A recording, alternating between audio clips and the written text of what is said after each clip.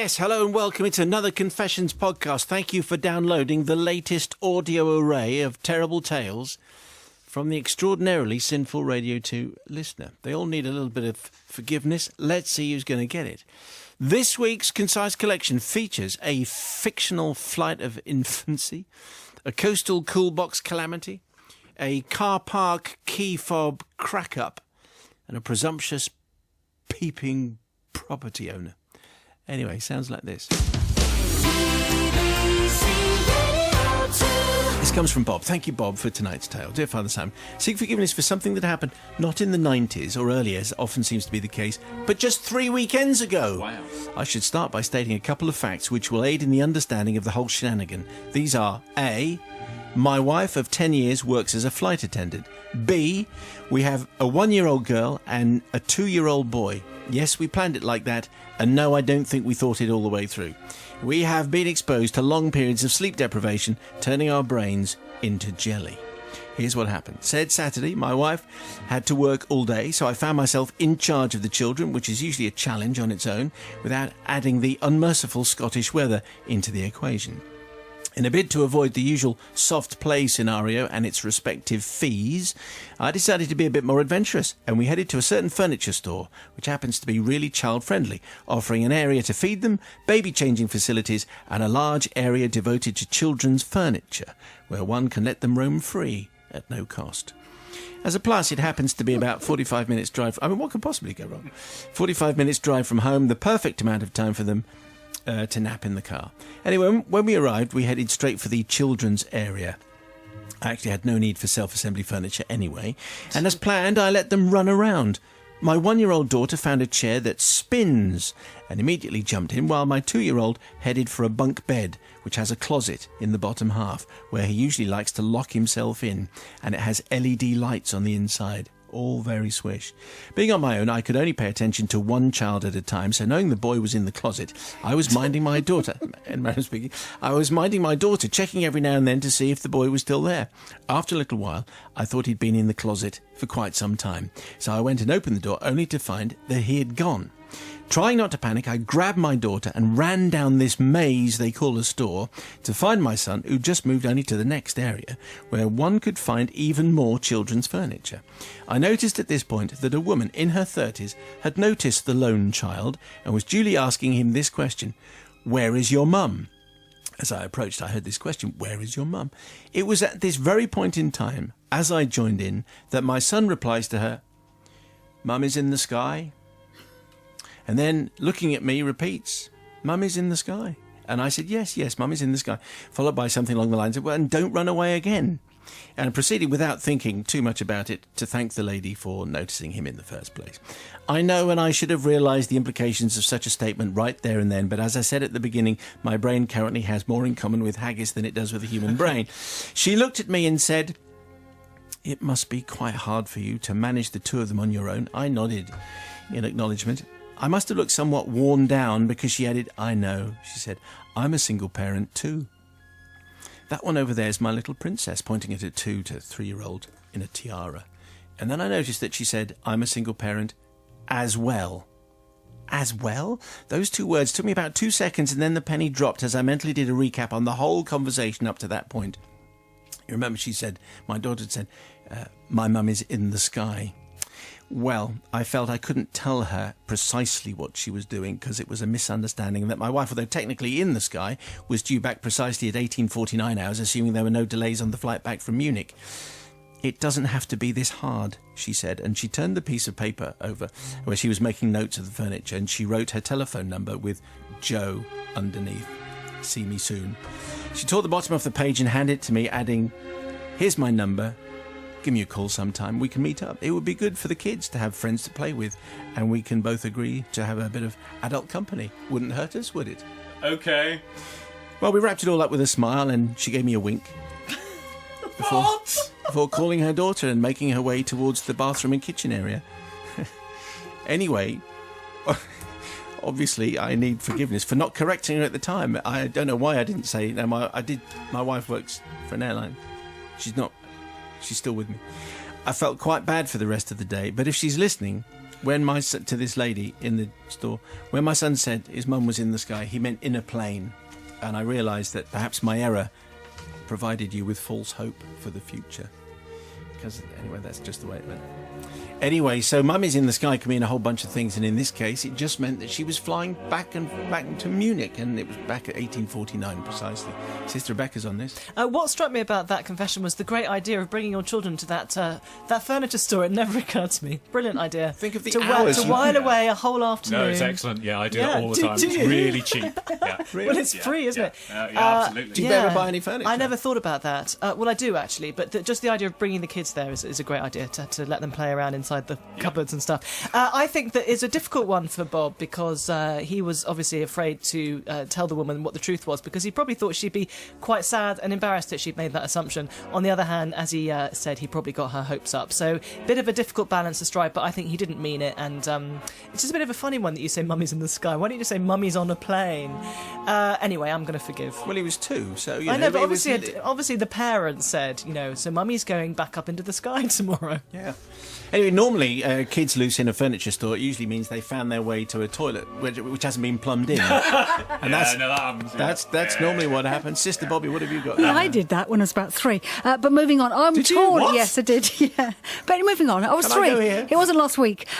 First of all, I'm torn on this because actually, just like Rebecca, there was a moment where she thought she was sharing with another parent how difficult it is being a lone parent, losing the person you love and your partner in life, and it's basically you're having to manage anything. So was that just that moment when they looked at each other when you thought, oh, actually, don't tell her the truth, just take the moment that you shared?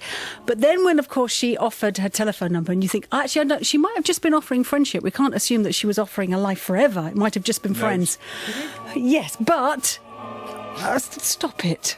God, the man next to me is making all sorts of faces. What I was going to say was he was almost forgiven, but actually, at the moment when she said, call me, is when he should have told the truth, because she went home feeling then, there's a possibility. So not only did she lose her partner in life, but she got rejected again by Bob, so Bob not forgiven. Bob, tell her the truth. Thank you, Bob, you're bringing us down. I'm very much in, is Jo the lady in this furniture store? I'm in her corner here, because frankly, there is only one way to take Mummy's in the Sky, and it's not that she works as an air steward, it's something else. So, and there's no way that if anyone says that to me, I would think exactly the same as Jo. So and really Bob should have jumped in and gone, of course, she's part of the flight crew and nothing else. So it's all Bob's fault, and he is definitely not forgiven.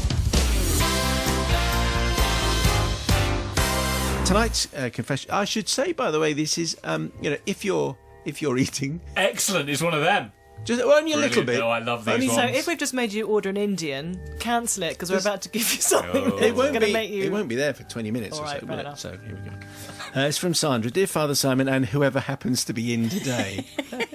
Pretty regular thing of fine. After many years of almost unbearable guilt, I feel the need to seek absolution for an incident that dates back to the early 90s, a time when my husband and I were both relatively young and relatively newly married. And we went on a summer holiday with our 2 children, aged 4 and 2. We went to the lovely and picturesque town of Saundersfoot in West Wales. As any parent with young children will know, spending a holiday with them very quickly makes you yearn for a holiday without them. This was no exception. Try as we might to calm them down and carry out activities they would enjoy, within a few days we were completely and utterly shattered due to their endless energy, boundless enthusiasm, and general all-round irritating qualities. A few days into the holiday, desperate for what would hopefully be a relatively relaxed time, we decided to spend the day on the local beach and drove from our hotel down to the seaside. Having parked nearby, we made our way down, each parent clutching a child, as combined they were too much for one human. We noted the location of the toilets near to where we'd parked, but we had to walk quite a long way from them to actually get to the beach. Eventually we made our way onto the sand and began to set up our quarters for sunbathing, sandcastle building and other generic beach activities. Despite the beach being relatively quiet, in true British fashion, we pitched up near to where another family had settled for the day. They were not with their belongings at the time and had presumably gone to swim in the sea, but based on the number of towels and the toys which had been left behind, it appeared to be a family of 4 with young children as well. As my husband and myself were setting up, the children were all doing their best to do anything else. Richard, the eldest, was already trying to pull us towards the sea, whilst Thomas, the youngest, had suddenly decided that he needed a wee. Another typical feature of children is, of course, that parents will be aware of is that they never choose convenient times to need the toilet, and despite my pointing out that we had just passed the nearest one, at the beginning of the long walk from the car, Thomas was now repeating in a whiny child's voice, Simon. Oh, I haven't done a whiny child's voice. Here's a new one. But I need to go! I need to go! I didn't need to go before! It's just a woman. It's just a woman's voice. Suspiciously like something else then. Did it? But Okay. go on. I need to go. I need to go. I need to go. I didn't want to go before. I need to go to the toilet now. I probably should have been a little bit more understanding, Simon, but at that moment I just wanted to get settled, which would only take a few more minutes. So I said, look, you can't go now. Your father and I are busy. Tom continued his whining, but after a few moments I was able to tune the noise out, or so I thought. Having laid the towels and unpacked the toys, my husband and I turned around to collect the children and take them into the sea. Richard was right where I'd left him, but Tom wasn't. He'd only walked a few metres away, towards the items which had been left behind by the family next to us, who'd already gone into the sea. The relief, however, did not last long. At this stage, I need to mention the fact that I excluded earlier. The family had not just left behind towels and toys, but what they'd also brought with them was a cold box. Tom had walked over there a few moments before, and it was already, frankly, too late to stop him. While we were putting towels and toys out, my son had taken the lid off the other family's cold box, and he did what he had to do. Because he thought it was a potty. Obviously. Yeah. We've all got it now. I rushed over and I picked him up just as he was finishing. I then looked at the inside of the box and panic set in. It wasn't just cans in there or other items that could be hosed down, but sandwiches and pasties. Oh, what? But this is not my son's confession, it's mine. I would love to say at that moment that I did the honourable thing and wait for the family to return from the sea, apologise for what had happened, and potentially offer to buy them lunch as compensation. But I didn't do these things. Instead, gripped by a moment of panic and shame, I put the lid back on the cold box, grabbed my son, yelled to my husband, "Right, we're leaving! Pack everything up! We're leaving right now!" So my husband and I speedily repacked everything, took hold of the now crying children and left the beach significantly more quickly than we'd arrived. So I need forgiveness from that poor family in Saundersfoot in the early 90s who would have returned from the sea wet, tired and hungry, eagerly awaiting the sandwiches and other goodies waiting for them in the cold box that they'd brought, only to remove the lid and discover that it was frankly all ruined. I'm aware for obvious reasons that my chances of forgiveness in this matter are not high, but I'll offer 2 points in my defence. Firstly, I defy anyone to claim that in the same situation they would have acted differently. And secondly, as the damage had already been done, there was very little that I could have done to make it better, short of potentially leaving some money for replacement food. And that wasn't an option for us poor young parents at the time. Please find it in your hearts to forgive Sandra, who was in Saundersfoot and let the 2-year-old have a wee in the cold box. I'm I torn. imagine that's she didn't what it really was. let the 2-year-old, did she? No, I mean, he there was just did. nothing that she could have done. I thought it was a very, very funny confession. Yes. But I'm a bit torn about whether to forgive or not because, I mean, she could easily have just told the family. I think the family would have been doubly offended, not only to find that someone had done that, but also that they'd run away. Do all pasties smell like this? I think that that compounded the initial crime, and I'm not forgiving. Is this crab pate I got? It's a bit off. Sister Bobby. Yeah, it's a tricky one. Also, you missed out on an opportunity, Sandra, to make some friends with a great family who might have shared their dinner with you. What? Or you could... Well, I know. Yes, thanks. But it's a great opportunity to laugh about it and go, look what our kids did. And I'm sure they've got a million stories. And actually, you know what? If you'd have offered, they'd have probably said, look, don't worry, we can manage. We'll go and get fish and chips from somewhere. So actually, I'm going to be really tough on this because also you dragged your own family from the beach. It's a double whammy, really. So not forgiven. Just blame it on grated parmesan. That smells the same. What have we got there, Brother Matthew? I'm going to say you really should have left a note, shouldn't you? You should leave a note because then You wouldn't have done. You would not have done. Yeah, no, I would have left a note. I would have definitely scarpered. I would have definitely not told the family face to face because, I know I wouldn't be very happy if someone had done that in my. You wouldn't have written a call note, box. and you would have scarpered. I know. I would have written a note. I'm terribly sorry, my child. You know what they're like. Anyway, we've left. Bye. So I am going to not forgive because you should have left a note. Tonight's tale comes from Rob. Thank you, Rob. Father Simon, Holy Collective. Mine is a sin of spite, for which I seek forgiveness. The fateful and spiteful day on which my transgression occurred was the winter of 2013. This particular day I've been tasked by my wife, who I love and adore, to stop procrastinating and go to the shops.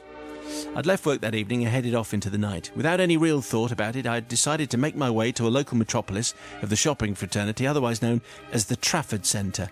Other shopping centres are available, of course, but the Trafford Centre boasts car parking for 11,500 cars, and that equates to a huge area of car parking, and it was therefore a considerable coincidence, or was it fate, which brought me into the presence of Hilary.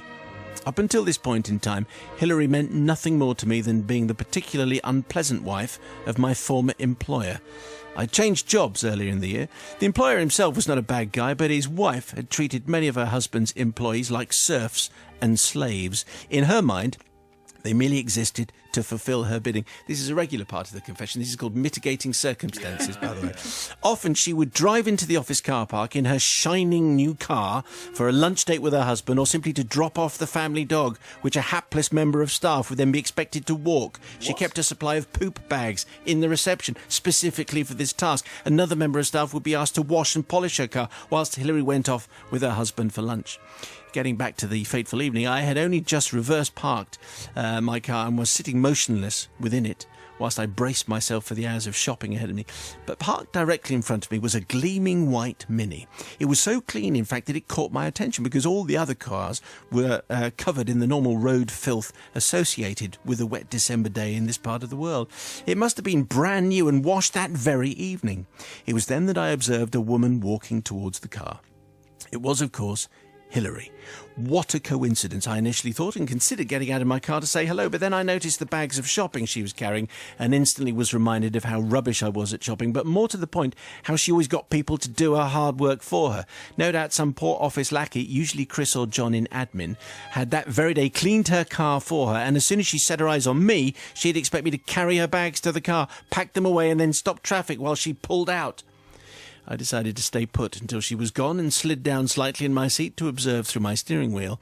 What developed over the following 45 minutes could not have been predicted. She stopped in front of the car, fumbled for her keys out of her bag and pressed the fob to unlock the car. Nothing happened. She did what we all do in these situations. She raised the fob up and nearer to the car and pressed the button again and again and again. Nothing happened. Or at least nothing happened to the car that she was standing in front of, because from my vantage point I could see lights blinking on the car 30 yards away. Initially I didn't think anything of it. People were coming and going and locking and unlocking their cars, and blinking car lights are to be expected all the time. After a while, Hilary moved round to the driver's door and continued in a more frustrated fashion the process of prodding the key fob to unlock this car. By this point, unlike Hilary, I had realised that the reason for the car refusing to unlock, this blinking car 30 yards away, was an identical white Mini. Not only was it identical white, but it too was gleamingly clean. Hilary had obviously confused the wrong car for hers. It was this simple error of mistaken identity, resulting from a coincidence, or maybe fate, and one easily remedied by me jumping out of my own car and correcting her mistake. Except I didn't. Instead, I sat and watched the drama that followed, including Hilary pacing around the wrong car, pressing her key fob with both thumbs, banging the windscreen with her fist, kicking a nearby bin, kicking the wheels in frustration, screaming, her calling her roadside recovery company, them opening up the car, the alarm that subsequently refused to go off because she had the wrong key fob, and the eventual disconnection of the car battery, followed by much scratching of confused heads by Hilary and the roadside mechanic. I could have stopped it all, but I didn't.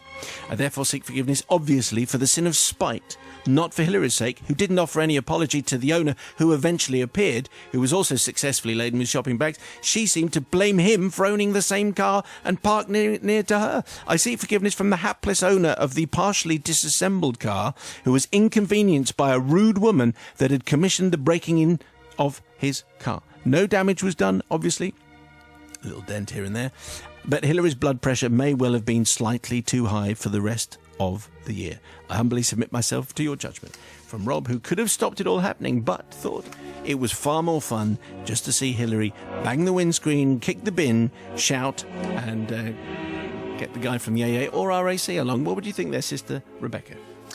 Hillary sounds a little bit dim. It took her so long. She never realised it wasn't her car. I mean, she could have just looked inside and perhaps there would have been something different inside, something lying on the seat that wasn't hers. Maybe. Or maybe after it didn't open after half an hour, she might just check the registration plate just to check that it was really her car. So unpleasant I think, and also dim. Exactly. She also sounds very unpleasant. So I am going to forgive. I guess if there was a brand new white Mini and it's parked exactly where you thought you would just assume that it was going to be yours. Anyway, Sister Bobby from the Priory. It's one of those things that when you meet somebody horrible and you can never really get your own back or teach them a lesson, the universe will teach them a lesson. And it was really teaching her a lesson that the world didn't revolve around her. This wasn't her Mini. She thought, this beautiful white Mini could only be hers. The problem I have here with forgiveness is I would have forgiven up to the moment that the recovery guy came out and it was somebody else's car, because the recovery service were inconvenienced and it could have gone to help somebody else out that was genuinely broken down. You're the voice of the motorist, Bobby. So I'm saying is you're not forgiven, because that's the point actually. When he or she arrived, you should have said, look, I'm sorry, I think you've got the wrong car, because also the original owner, there must have been damage. There would have been a new radio code needed at the very least. She's the voice of reason. Unforgiven. Quite right. Matt. I would have been having far too much fun watching the mechanic turn up and then having to break into the car and then having to turn out the battery and everything. Obviously, Hillary was last in the queue, both for manners and brains, and is thick. But nobody is going to be in Hillary's corner. But I actually do think that maybe the mechanic, when he turns up, should have gone, because they all get given all the details of the car, including the registration, and he should have gone, hang on, this isn't your car, before I disconnect the battery. So I am going to forgive, because I know that if I'd have been in the car myself, I would have said, this is hilarious. Unlucky. We've got a confession here for you, which tonight comes from Annie. Okay, so Annie, thank you very much indeed for your tale. If you have a confession, you can send it to us, confessions@bbc.co.uk. If you miss any, the Confessions podcast available every Friday. Dear Father Simon and the Rabble, here is my confession. Okay. In the late 1960s, 5 home economics students rented a traditional semi-detached house in the Hounslow area. The bottom of our back garden meeting the bottom of the back garden of the houses on the road running parallel to ours. You can draw a little map if that helps. We were relatively well behaved and got on well with our neighbours, babysitting their children, looking after their dogs and cats, helping clean a neighbour's house coated with greasy black soot following a chip pan fire, and volunteering boyfriends to do heavy lifting for another elderly couple. That's the kind of home economics students that we were. You see, we've got a little food angle in there. I'm loving that. Thank Cleaning you out very the much. chip fires. That's good. However, our landlord seemed to feel that we were up to no good. He made weekly inspections of the house, opening our drawers and wardrobes and being generally nosy. Failing to find anything incriminating in the way of, I assume, men's pants, he took to lurking in his parked car on a Saturday or Sunday morning. We usually spotted him ourselves, but were also warned of his presence by our neighbour's son, popping over the fence and knocking on the back door. His presence and inspections were irritating, visitors having to either delay their departure in the morning or go down the garden and depart via our neighbour's back garden with their permission. But did he honestly think he stood a chance of outwitting 5 girls? Excuse me. So we hatched a plan. And being fairly sure when he would next be lurking, we invited 6 male friends, as well as 3 legitimate boyfriends, to stay overnight. Once we spotted the landlord in his car, people started to leave, and to bid one or other of us girls a fond farewell in full view of the lurking landlord. Someone left every minute or so. Our neighbour's son was also invited in through the back door and left via the front. We said goodbye to him. Once they reached the end of the road, they sprinted to the next road, went through the corresponding house, picking up the husband of the couple who lived there on their way, then over the fence into our gardens, through the back door and out through the front, where we kissed them goodbye too. And then we joined in with them at intervals, mildly disguising ourselves, and we did the whole circuit twice, thus actually leaving 3 times and creating the illusion of 48 male visitors leaving, all within the space of an hour. The final time I passed his car, I gave him a cheery wave. I'm sure he was initially elated, thinking he had the proof that he wanted, and then he was a bit furious, a bit embarrassed, and then deflated. I don't really care what he thought, nor do I seek his forgiveness. However, I do seek the forgiveness for the knock-on effect to his long-suffering wife in case her weekend was ruined when he returned home in what I can only hope was a foul mood. Love the show. Kind regards, Annie. P.S. Thereafter, he stopped lurking. And he also stopped his intrusive inspections because he'd been rumbled. And you can't mess with the home economics students who arranged, that has to be said, like the finale of a sitcom. If you can manage it so that you can get what appears to be 48 people, 48 men leaving your flat all at the same time or within the space of an hour, that's pretty good going. Annie, thank you very much indeed. Let's see what Sister Rebecca makes of that. That is hilarious. It's you like probably did the same sort of thing in your dorms. I didn't, but I do remember some people organising this thing where they got loads of people to cross the zebra crossing in the town centre for like 3 hours so that none of the cars could get across, which wasn't that funny for them, for the cars, but hilarious for the students at the time, it was hilarious. Similar kind of thing, but I think this was very, very funny and a clever way of telling the landlord that they knew he was watching them. I didn't know that landlords were allowed to go through people's drawers and that kind of thing. So it sounds like different he times. was In the 60s, landlords could do what they wanted, I'm sure. Clearly, but he sounds I'm the like landlord. Let me see your drawers. He's, as it were. Okay. He's a bit of a nightmare, the landlord, so he deserves what he got. I'm just...